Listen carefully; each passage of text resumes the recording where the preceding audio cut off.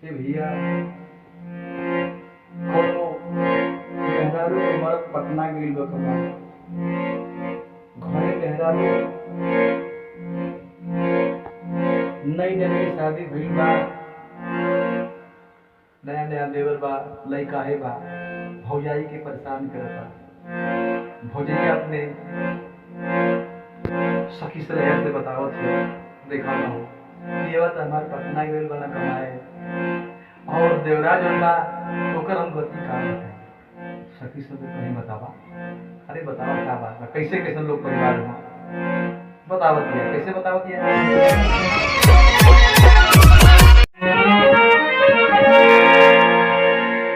अरे पतिया नदिया पटना बा का कहिए सखी एकरा से जब अपना वो तकलीफ हमारे बुझे नहीं थे तो हम केकरा से कहीं बतावत दिया, कैसे बतावत दिया।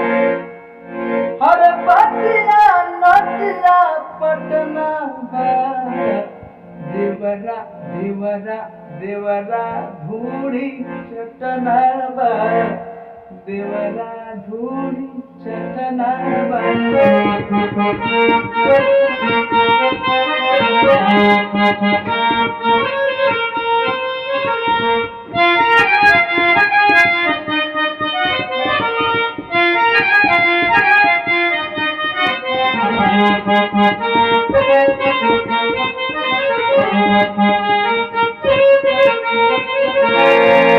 लेकिन सखी सलाह से पूछो ताकि और बतावा ऐसनो बात हां हां ऐसनो बात और बतावा कैसे कहत है कौन ना बता दिया।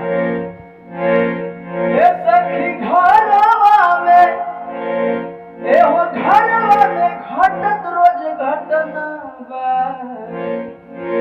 सखी सब हंसे लगले की का हां हो ऐसे बात बा। अरे घरवा में घटत रोज घटना बा, देवरा देवरा देवरा धूड़ी चटना बा, देवरा धूड़ी चटना बा।